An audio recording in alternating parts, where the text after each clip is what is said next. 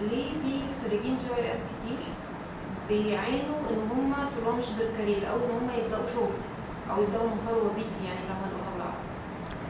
السؤال ده عظيم جدا ومهم جدا، لان الجي اس بنتعلمه ان هو حاجه كبيره قوي.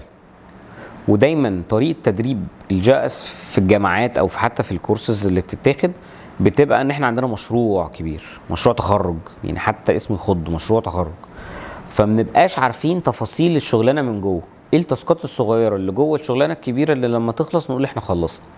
What is the meaning of job done؟ يعني ايه الشغلانه خلصت او ايه انا خلصت. ودي مشكله كبيره ومعضله. الحل بتاعها من وجهه نظري بسيط جدا وسهل جدا.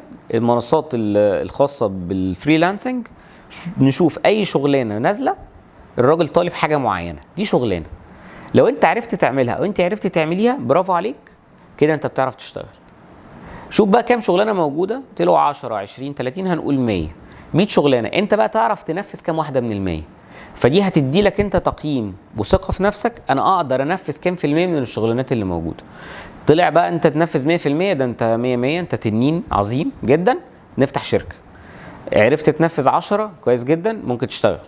ما عرفتش تنفذ ولا واحده، لا محتاج بقى تقعد مع نفسك كده وتشوف ايه اللي ناقصك عشان تتعلم.